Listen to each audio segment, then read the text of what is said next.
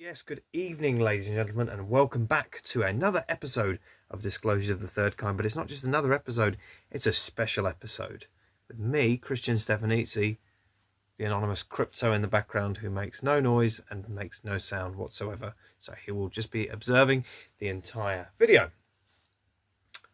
So, what are we doing in this video? We are going to be talking about Disclosure Day, the movie, and disclosure itself. Now, I've spoke about disclosure in many videos in the past. It comes up as a regular topic, well, because it's the most important. Disclosure is what we all want at the end of the day from this. UAP files have been released, 2 tranches, I may add, on the 8th of May and the 22nd of May. I've covered 2 videos regarding the tranches of the UAP files. I've given the best of what I found of the videos and the files. There are more interesting files on there, but unfortunately they didn't fit where I'm up to at the moment. There are some about Apollo 11 and Apollo 12. I've included those in shorts, but I haven't covered those in a major video. I may do in the future, but for now I'm looking at the older cases and I'm getting more modern. I'm up to the 70s with my cases at the moment, branching into the 80s with the Rendlesham Forest incident, which I'll be covering actually in a short coming up soon. Caleb Waller, thank you, and I'll mention your name. You mentioned Rendlesham Forest the other day, and you reminded me that does need covering. So yes, stay tuned for that, Caleb. I will be putting that on soon. Disclosure Day, before I go too off topic. Disclosure Day will be out tomorrow in cinemas. Some have watched it already and found it quite harrowing. Obviously it's only a work of fiction, but what Steven Spielberg has said is that the idea of it is based around reality. This is what's really going on, put into a fictional movie. Although the movie feels very real itself, because it's very close to home with what's going on at the moment. But we will cover that in a second. That UFO podcast went to watch it yesterday and gave it a raving review. No spoilers, he did therefore say, but he said the film is definitely worth a watch for any of you that are up for watching it. It'll be out tomorrow. Make sure you get in the cinema, book your tickets, because it will most likely be sold out for a lot are going to want to watch it. Get your tickets in fast. It's going to be very, very, very good. Yes, so Disclosure Day, that's that element. But what I want to really talk to you about is why it's taking so long to disclose such information. Because we're ready for the truth now, aren't we, right? I think we are. There are problems and there are things holding us back. And that is where this conversation or this episode really comes into full awareness or full use, because what's really going on is that they're trying to drip feed this information. And what do I mean by drip feeding? Well, what I mean is they're going to disclose this over a length of time so people eventually or gradually get used to, okay, we're kind of getting the idea that visitors have been coming. Okay, we're seeing videos of craft, to the point where then they'll release information about the alien bodies, what their makeup is, what they've been doing here.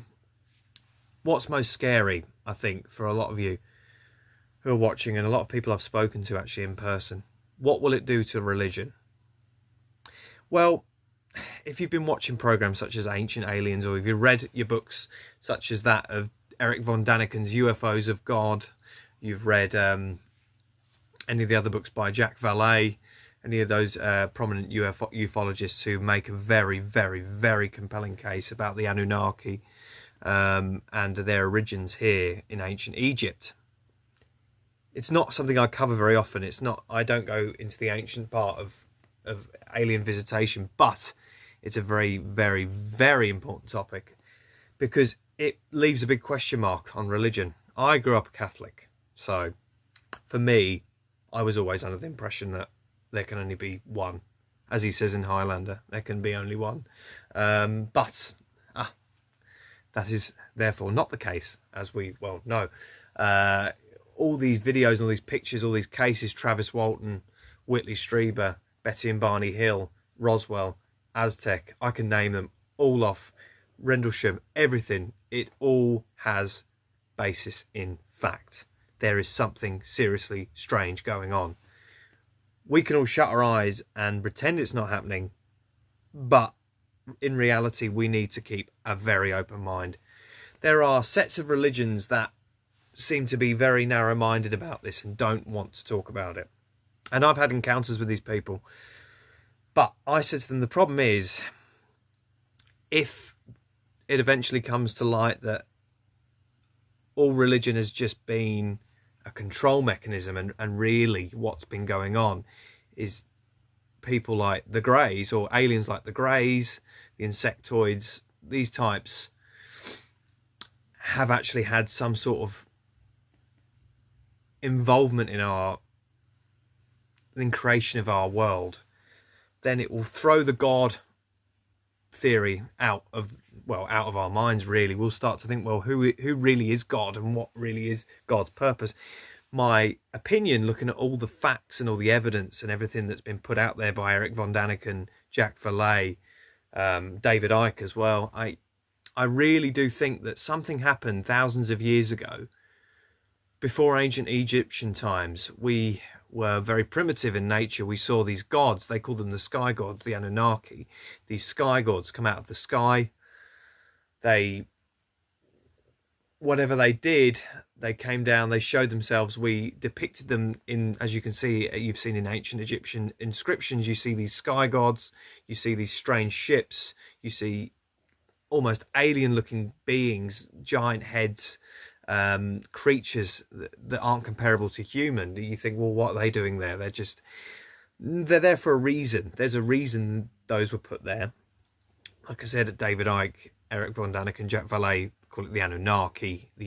I believe they genuinely were. Giorgio Tsoukalos as well. Tsoukalos as well. Sorry, I misspelt his surname, but he was head of the Ancient Aliens, or part of the Ancient Aliens series, and there was a book that came out as well that's worth a read, the Ancient Aliens Companion book. They all state that while it's just a theory, so are the Bible, the Quran, all these are just also theories that are spin-offs of the Anunnaki. In my opinion, the real gods were the Anunnaki. And again, that's only a theory, but I think that these books came out after the Anunnaki came. We couldn't explain what the Anunnaki were because we were primitive in nature.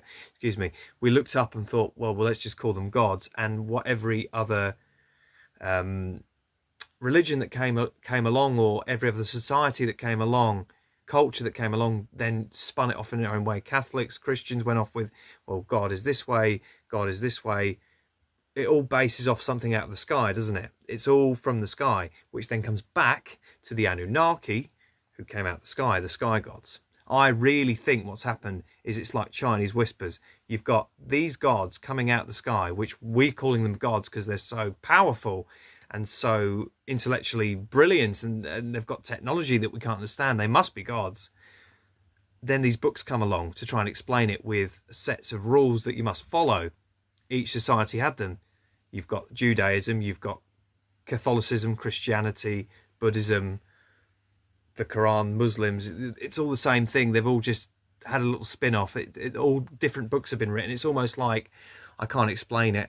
If you had an incident occur and you get multiple books written about the same incident, they all converge on the same thing, but they all speak of it in a different way. That's what I think really has happened. And that is why they're not disclosing the information. That's what I believe is going on. It's not being disclosed because it would be too destructive to the society. You've got a high Muslim population at the moment. You've got high Catholic, or Christianity's at 2.3 billion, I think, and Muslims at 1.9. It's going to rupture that world, and they're not going to understand what's really going on. I think they want to drip feed it so that the rupture's not as big as it would be if you just went to everybody now, ladies and gentlemen, we're not alone. By the way, we've been lying to you this whole time. We really know what's happened. We who wants to admit that? Nobody's going to put their name to it. You can struggle finding anybody that wants to admit anything these days. There's always a pass the buck syndrome, and nobody wants to admit that. And that's my next point, actually, the US government and disclosure. Nobody wants to put their name to that and say, guys, because someone ultimately has to take it, don't they? Someone's got to come out, whether that's Trump, whether that's... Someone's got to come out, sign that paper and say, guys, we're not alone. We never have been. We have been visited by extraterrestrials. We've been lying to you for decades. We've been keeping this a secret under national security acts. We've been silencing witnesses. You know, nobody wants to come out with that information. That's a hell of a... Imagine the backlash you're going to take from that. Hence why disclosure is such a long process. It's going to be drip fed, as you're seeing with the UAP files. I've read enough to understand that this is the case now. I do genuinely think it's just drip feeding. We're not alone, but it's going to be drip fed that we're not alone. And so to have as little damage on society as possible. And that is what Disclosure and Disclosure Day is all about. Again, check out those works. Eric von Daniken, UFOs of the Gods. If you're having any questions about this, do check out that book. Is most prominent, I say. And some of David Icke's books as well. I've got one of David Icke's books here. Oh, Transformation by Whitley Strieber is also worth a read. But yes, The Biggest Secret by David Icke is very, very interesting. He has a different spin, but he is basically stating that the extraterrestrials have been here since the dawn of time, but they are the reptilians. Again, I think it's a very interesting take that it could be reptilians that are controlling the Earth. I don't subscribe to that as my end of ends and that's the end of it. I believe that extraterrestrials have been visiting this planet and have helped with the building of this planet years and years ago. I'm not sure about the manipulation of mankind. I can't comment on that, but I do genuinely believe that they had a hand in our development. And that's where this episode really hangs about in the balance, really. So yeah, that's just a quick update on Disclosure, what we're looking at going forward. And if you've got any comments, folks, please do put them in the chat. This is going to be probably a very thought-provoking episode. I don't do many episodes where I just put my theory spin on it, but I thought, you know what, for Disclosure, I'm going to put my theory on this and see what you come back with. So yeah, let me know in the comments what you think. Keep watching those skies, because we are definitely not alone. And if you want to see more cases or read more cases like this, you can check out my 2 books, Beyond Roswell, Cold War Cover-Ups and Conspiracy Theories, and The Undisclosed Visitors, both all available on Amazon, Rakuten Kobo, and Barnes & Noble, I believe. Oh, Waterstones as well. So yeah, you can check them out there. And feel free to reach out to me. I can send you a copy. If you are very, very interested, I can send you copies as well. So yes, thank you for watching, folks, and like and subscribe.